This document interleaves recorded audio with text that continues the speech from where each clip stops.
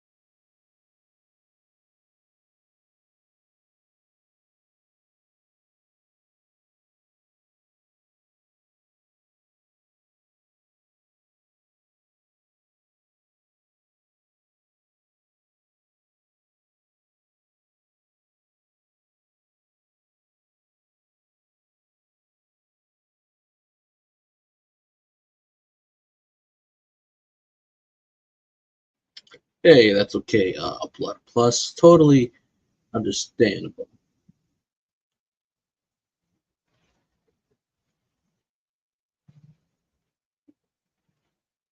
Thank you for stopping by.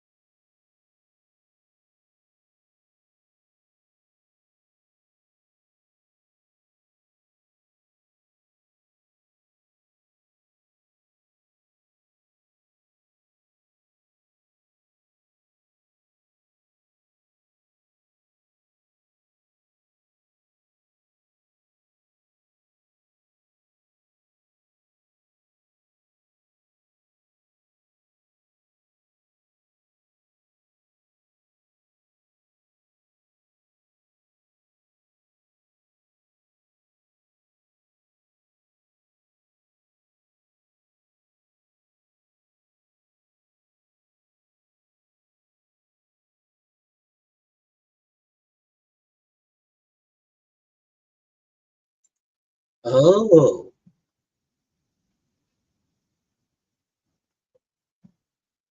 Hmm.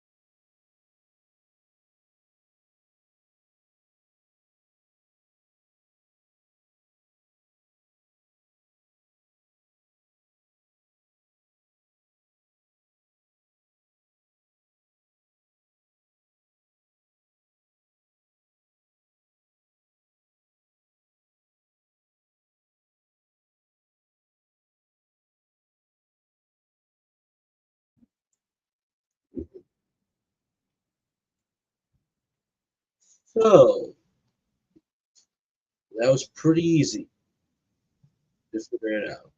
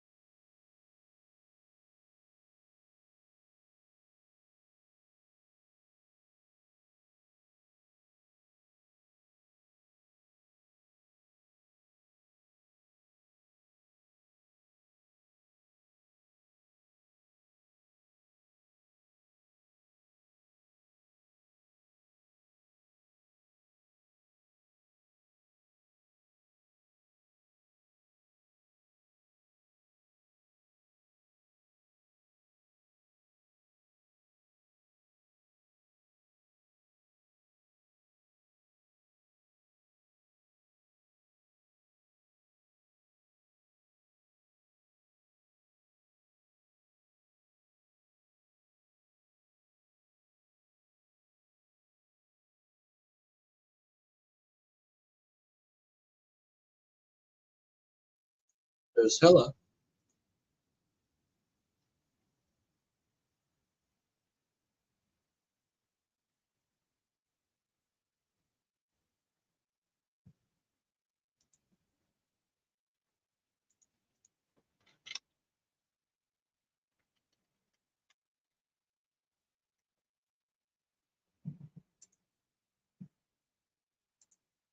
Actually, that's the one.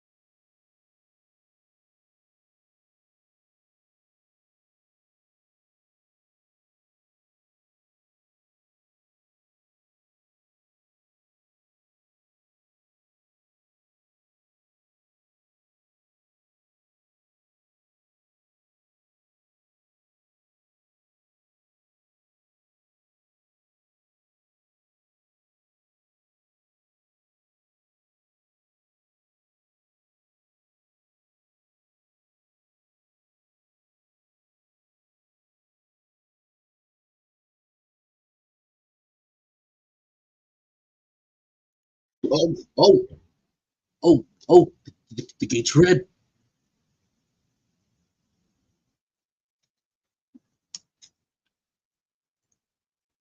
The gate was red. Uh, uh-oh. Morgan's red.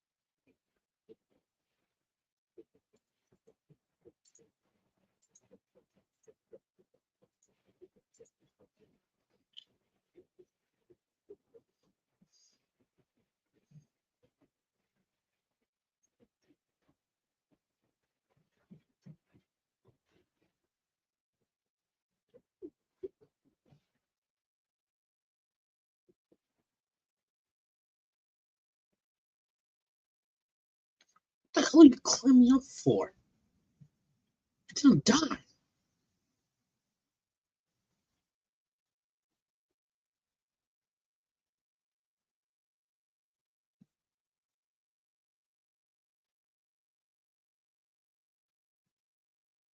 Ooh, labyrinth design. Looks important.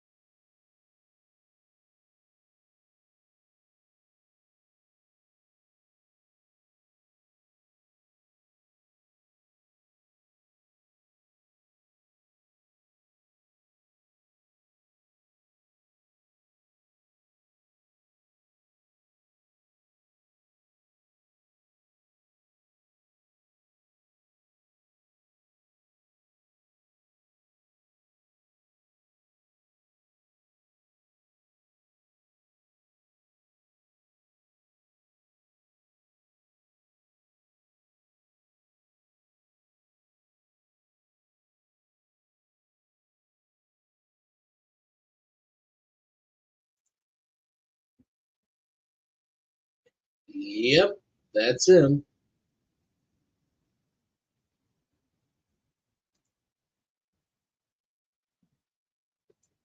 Yeah, completely fine, blood plus, completely fine.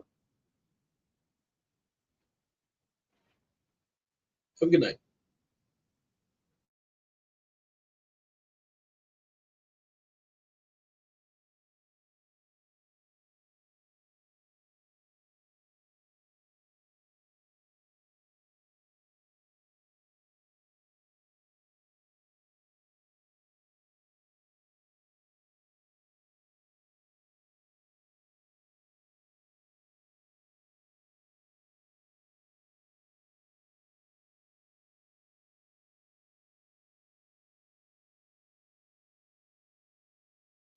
Hey, this is the most animation we've ever seen.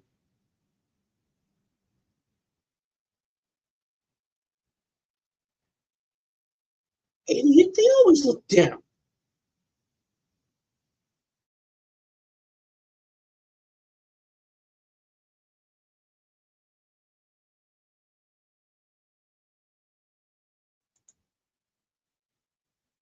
No, you die in the game for real.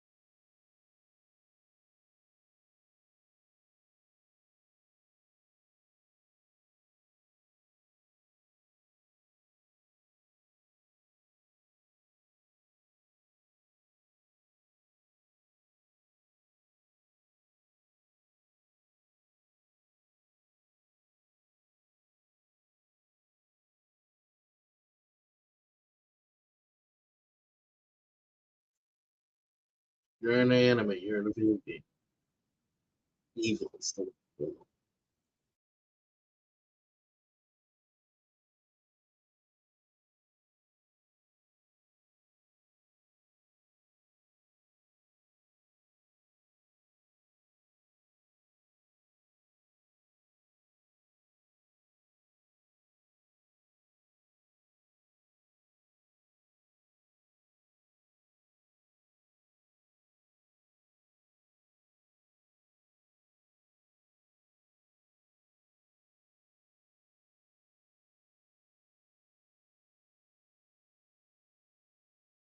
Look at those wide shots. Look at those wides. Getting a nice scale. This place. It's beautiful. Spent a lot of time on it actually.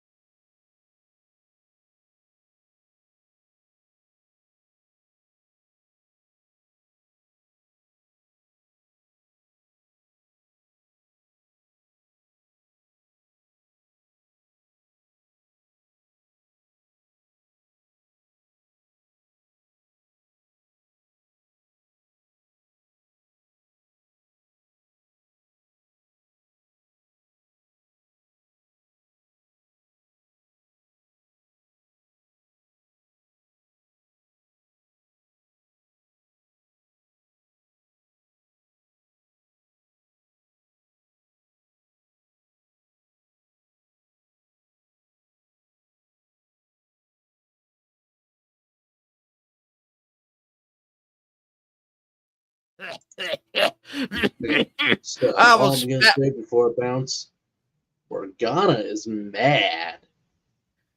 Yep. Hey, She's mad. let's see. But also, I figured out who that guy was. It was Harold. If you're playing the games or going through the extended lore, Harold's the guy who created the AI, who wanted to create the ultimate AI for the game. That's based up around the players before Aurora. So Morgana was like the original AI, and then it's like then it went rogue later in life to hold Aura from popping up. And don't forget, Morgan is technically speaking the reason why all the events in the other games happen as well. So she's the main antagonist that kind of sets the chain event for Infection and the others. So Yes. Morgan is mad. That is the AI. The other lady you saw was Helba, Yep. the, That was the Helba. ultimate hacker. Now, she's technically speaking the good one, but Morgan, oh my god, oh, she's so mad. She's so mad. But I like these episodes. The plot's getting thickened. And just before I was about to bounce, I was like, oh, the Crimson Gate, the Chaos Gate got red. This is important. I should watch it. And I thankfully, the felt. I last felt. episode. I felt bad. I saw the message. I'm like, oh shit! I didn't realize you wanted to leave. But But then I'm like, this looks important. It's red. Like, it looked important. but episode 14 really left off on. I'm glad that cliffhanger is there, so we can leave off on that one. And So I'm going to bounce, but you two talk. So oh man, it looks like the animation went up in quality. I noticed it. I was like, hey, this is the most animation we've seen throughout the entire show. This is the last. Yeah, yeah, not just those still shots. It was very dynamic in places. I Even a thought little bit of they fighting. stayed before these shots. And ironically, the guy's like, oh, Krim's like, yeah, this is more like an action game. Look at the episodes, more action. But also give credit to them because they got all these beautiful wide shots and angles. I'm like, damn, I love this maze. It's pretty cool. But that's it for me. You guys keep talking. I'm gonna bounce. So Alrighty, Joker. Oh boy, that was. I I'm like, oh crap, it's getting bad. Um, man, Yeah, those episodes were wild, and now the plot thickens. The plot has really hit the slope now, and it's not stopping. It's a runaway. It's a runaway coke machine with legs. yeah. You can see how Tsukasa is slowly starting to get in touch with reality. I mean, that woman's grip is starting to loosen more and more, and she can't take it. I mean, he's now starting to see because I mean he says like that ludicrous world is all the same. I mean basically the real world and this one is all starting to feel the same because you saw where he he started to is escaping the real world and coming to this one, but it's starting to feel the same in the sense that in both those worlds there he's trapped there. And now he's starting to see that he wants to, he says he wants to like kind of awaken that girl. And it's it's starting to become more and more clear that he might actually be that girl. And the fact that he wants to awaken her, that's why he wants the key of the twilight.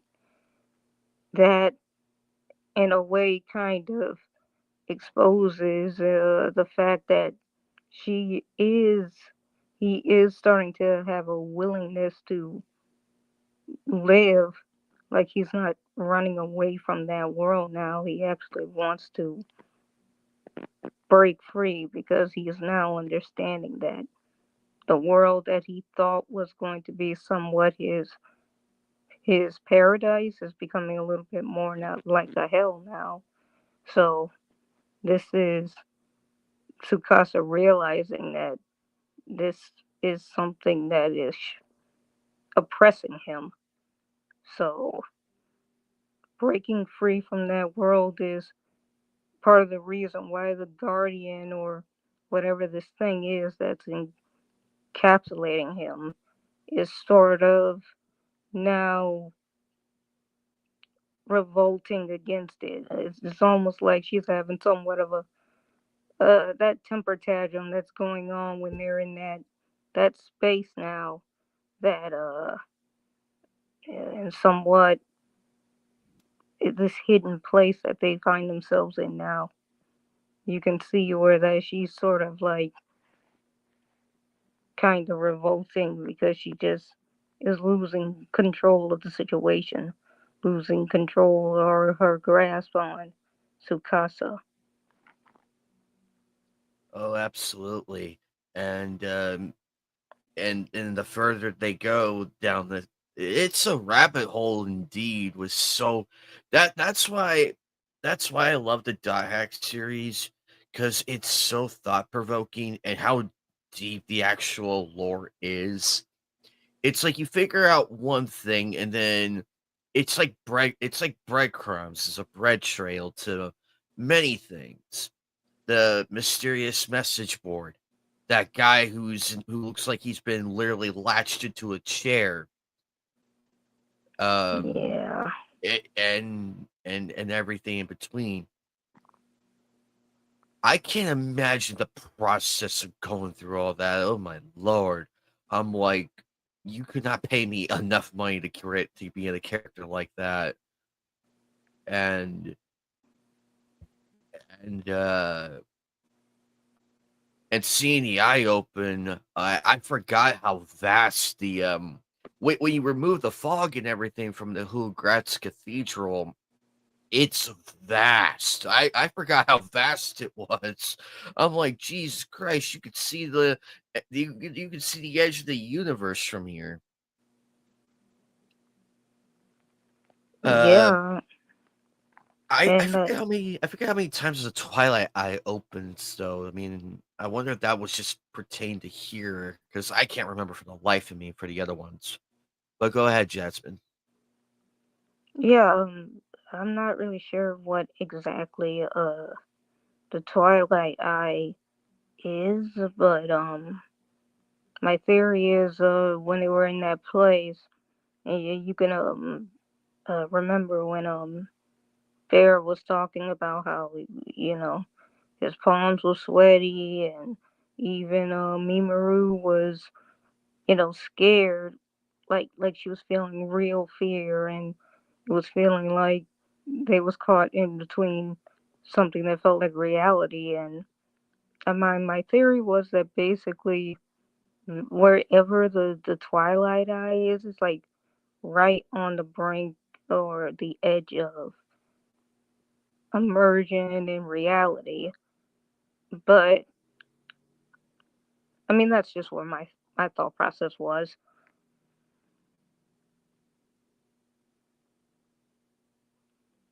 Nice. And also, I mean, you gotta think like maybe that guy that was in the chair that was the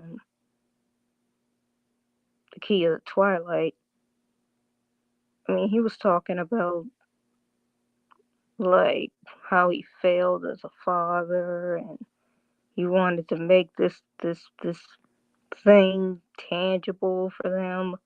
I mean, the fact that he's there, it made me think like maybe this is Sukasa's father, because I mean clearly you could see back to the flashbacks and all when it looks like he's got a really estranged relationship with his father, so that could be his father, and that would make sense since that spot is clearly, in theory, the closest maybe they get to reality. Mm. It's crazy how we get to see more characters come into play.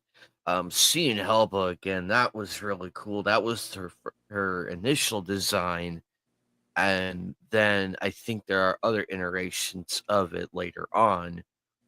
But it makes you wonder, because she is a renowned hacker and everything.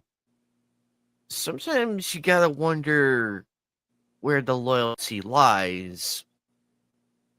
But my theory is it depends on what can you give in return for this information, sort of thing, because it does not come cheap. And I know this because it's how you usually go to a merchant or information on, like, say, in the criminal underworld. Informants are very helpful. In a sense, she is an informant, but to find her, you would have to really do a lot of searching or know somebody who has the direct line of communication.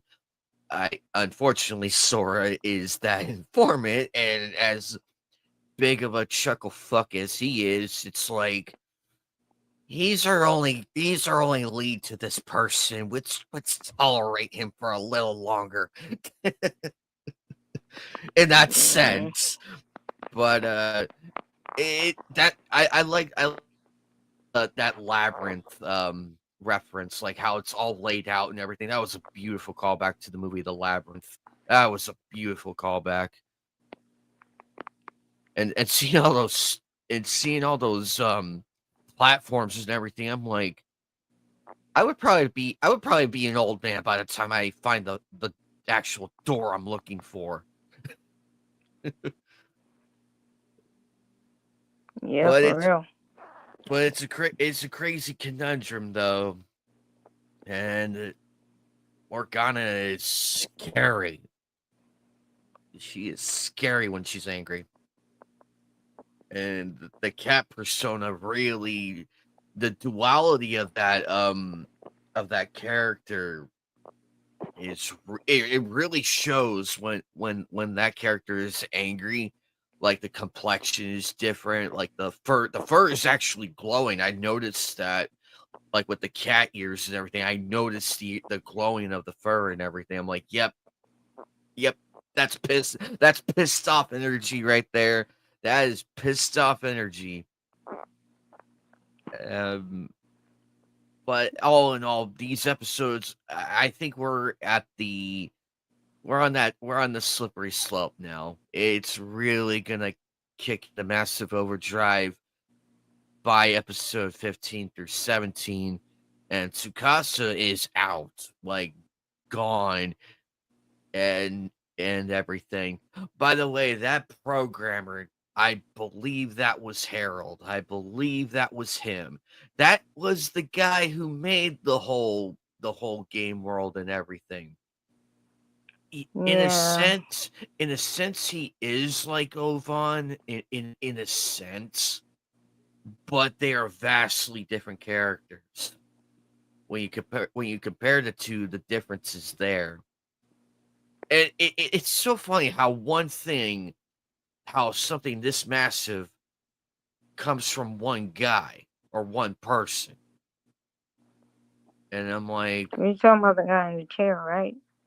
yeah, the guy that that looks like that was just sitting there, and that he had that massive red blob all over him. I thought that was like when you open the door, I thought that was real, like a real world moment there. Like he's literally connected to that in the real world. Amazing how how this series twists your mind into what's real and what's not.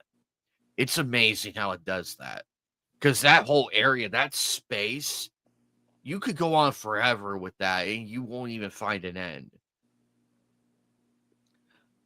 But he he is the main reason behind the whole thing, why that world was made. Um, like I Yeah. mentioned, in the private chat on the watch panel, my kanji translating skills are ass. So thank God Joker was there to provide the context to it. Because I'm like, oh crap, I should have paid more attention. Yeah. They had a lot of kanji there. You really need some subtitles for that. I'm like, fuck, why did I flunk my friend's kanji lessons? Because one of my old friends did teach kanji. Um, she usually had like a group one every now and then, but it was like one of those rare. It's like one of those rare events you have to go to. Um, but man, I wish I would have paid attention a little longer. Been like, damn it. I wish the DVD would have included some goddamn subtitles. Right? I was like, fuck. But luckily, we got Joker to decipher it for us. So thank you, Joker. Uh, the one time. But all in all, this series is getting really, really heated up. I cannot wait to see what happens in episode 15, where we're gonna go from here. Because now the Guardian sees Sugasa as the threat instead of the other way around. And he got hit with his own guardian, so I mean we see the ramifications of what happens when that guardian hits someone. I mean it drastically affects their world body. So I mean, who knows? Maybe he's even more like foregone now because he was already between the realm of consciousness and subconsciousness. So now that that guardian's in him, like maybe it's just taking just another piece of him. I mean, he just kind of when he got hit, you could see he just went blank face and was almost black and white. It was almost like it drained a piece of him even further. So Yeah, now it's gonna be real interesting what happens later on. But all in all, this was a really great 3 episode. And also thank you again, Joker, for sticking out episode 14 at least, just to see where it took us, and hopefully things will be better. Um, I'm excited. I was wondering when the plot was really gonna turn up the heat, and I'm glad episode 14 was that moment right there where it really does get bad, and it's like, uh-oh. yeah, what episode was that again? We were on episode 14. Man, I can't believe that we still have that much more to go. It's already kind of gearing Actually, up. actually, actually, technically, we're on episode 15 now, so we have 10 to go. I can't believe it's still that much time. I know, it's amazing what a 25 episode can do. Amazing how much you can get away with rather than the 13. Because ain't no Yeah, way, you can't make Dot Hack a 13 episode. The only one that had I, the well, I was, the only one that's a 13 episode is Dot Hack Legend of the Twilight, but that's roughly it. But that one's like a bit of a different era and a different time and everything. This one, yeah, I was however, is just, like way before that. yeah, I was just about to say that. Like, man, do I miss 25 episodes, 24 episode series? The 13, 12 episode stuff is infuriating. Well, with the anime I was watching, Ruri Rocks, it actually feels a lot for the 13 episodes. There's a lot to learn, and it's not overtly complicated. So it was a good series. I wish there was. I hope there's a season 2. I hope so. If not, then hey, I'm happy with that anime. I could watch that again and still enjoy it. But I like the fact that we got 25 episodes, and this is like really, and the plot thickens. I I am getting pretty close to setting up the poll for the next thing we watch, so it's shaping up to be really good. I cannot wait. I can't wait to unveil the choices after this. I cannot wait. But for now, our focus is here. I I noticed there's a different I've noticed with the AI, with like the and or actually the NPCs, their eye colors are more brighter than the characters, than our main characters. Like really, the dude, the guy Harold in the chair, his green eyes were really striking. I'm like, damn, that is a beautiful shot. I bet that was a lot of fun to draw and everything. I bet that was a lot of fun because even though I have very low artistic skills, I do see like where the color gets brighter. Like it starts from the pupil, like the very center of the eye, and then there's the dark green, and then it becomes lighter and lighter and lighter. Add in the reflectiveness of the lights and everything, you bring out the actual color, you amplify it. From my understanding of things. I'm very limited in this shit, but I know if I'm familiar with it, I know immediately. yeah.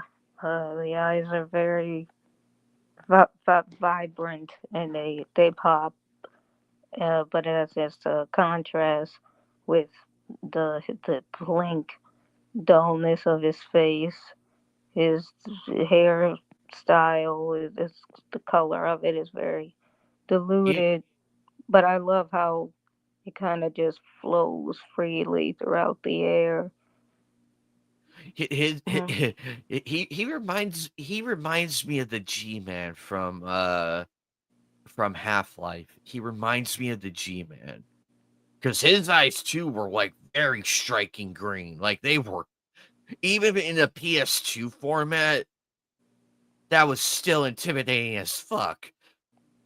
But he speaks like he does, and I'm like, uh-oh. It's the G-Man in anime form. Oh no. but it's so funny. It's so weird how BT got so scared out of her mind. And Mm. personally, I don't blame her. I would probably lose my mind too if I saw something like that for real. I'd be like, okay, I think I took the wrong door. I was promised there'd be cake and cookies here, but I don't see that. Yeah, whatever she saw, whatever she heard, it's almost like with the guy where she was almost just kind of immediately locked in a trance, this transfixed state that maybe it was better if she didn't know or didn't hear, which is basically the same thing that they're sort of caught in now. Yeah, and it's like, what did he say to her? I mean, I know I wonder if it's different though to what he said to her versus what he said to our main cat, our main three. Because clearly BT is really and this is why I wish Joker was here. He might shed more light on this, but I'll ask him, and we'll hold that question for another time when we're all here again. Um,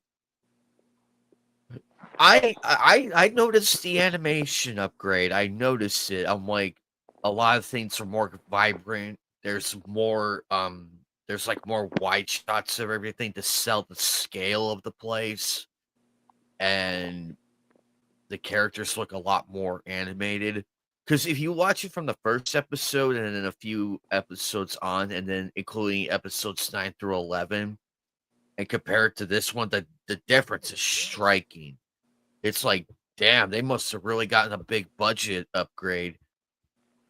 Yeah, I think it got more seamless throughout time. The movements, even if it is subtle, it's just more movement throughout each episode. So it definitely feels much more dynamic now. That color, the girl on that on the bed and everything, the way her skin um is vibrant and everything. I bet that's very difficult to keep in an anim like to like draw and keep and color in and everything. I bet it's very difficult to keep that cycle going. Because I could tell, like, because certain characters, it's like, "Oh, this is an easy character to draw and easy color schemes and everything." But the girl on that bed, with their skin like that and everything, I can't imagine the stress of, like, trying to really make that pop and everything, like, to really sell the fact, like, "Hey, this character is important."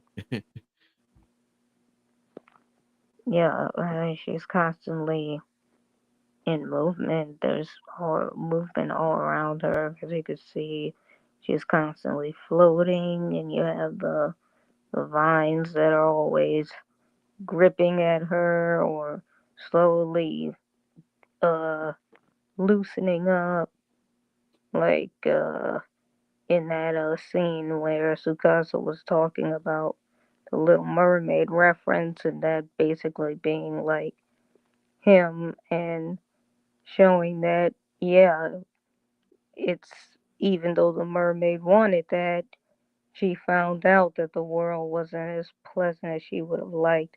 There was a lot of disappointment and regret, and you could see how she used that as a way to just kind of bind him in that place and see it as a good thing, but actually just another form of oppression. And you could see how those vines that was gripping at her tight started to loosen up once she could see that he was being subdued again and falling into that sort of submersion. So they had to show like how those vines was like gripping at her and then slowly loosening up. It takes a lot of frames and a lot of movement to go into those kind of shots that never really stop flowing, like the flowing hair from um that guy in that that world. It takes a lot of effort to just keep that stuff going and never stopping. Whereas you had a lot of episodes in the beginning where there was just a whole lot of stillness and not a whole lot going on. So you can see where the budget is slowly kind of creeping up. Yes, indeed. Um, Overall, Jasmine, I think we're really hitting the roller coaster of insanity with these latest episodes. I'm excited for 15 through 17 and their investigations. It's amazing how fast they're piecing it together. It's amazing what little information how much some little information can reveal. And Bear is smarter than he looks. He's a smart man, and this is why people like us who observe tend to know more things than we let on. well, you get the sense that there's quite the team effort at play when it comes to doc hack, and that's part of what makes you be able to kind of get into it the way you can. You can kind of understand how we get from X to Y to Z because there's careful consideration for everything, and you could see how all those parts start to kind of be put together. Absolutely. And as somebody who understands why Barry had to keep it secret and everything and only told a few people, I understand from that perspective because it's a huge can of worms, and it is a conundrum because if that information got out outside their circle, Tsukasa is going to have a much harder time trying to keep things on the downside. So in a sense, I understand why Bear did what he did. Because believe me, that ain't easy. That ain't easy. And believe me, I know what that's like. And it's like, geez. But information is really, really powerful. But so are secrets, and secrets are dangerous depending on who opens up with what. But we'll see what happens in episode 15 through 17 as we continue. Um, I had a lot of fun tonight. I am gonna we're gonna get out of here. I'm going tomorrow to Comic Con. This one actually, Jasmine, this one starts at 5 p.m. It's a night convention. The first day, Oh, really? it starts at 5, and I'm like, am I reading that right? Because I'm so used to like going at in like in the afternoon, like around 12 o'clock ish to conventions. I'm so used to that. But since it's at 5 p.m. to 10 p.m., I'm like, okay, I can make that work. But Mm. Saturday and Sunday though are going to be the real heavy hitters. Oh, But which convention? oh, Which what's up? convention? Which convention? Oh, it's Con. Ugh, it's gonna take place at the Mesa Convention Center. However, I have never been to this place. I haven't been to this one, nor this convention center. I've been to the Phoenix one so many times. I can easily just take you wherever in that whole place, and you would know where to go. Because I've been in both buildings multiple times enough to know the layout after going for 4 years. But anyway, guys, I am gonna get out of here. We're gonna get out of here. Thank you to everybody for showing up. Thank you to Blood Plus, a new face to the chat. Furious Dan, thank you again, buddy, for coming on by. Stay well, George. Thank you for coming on by. Anyway, guys, everybody on Twitter, thank you all again. Take care, everybody. Bye.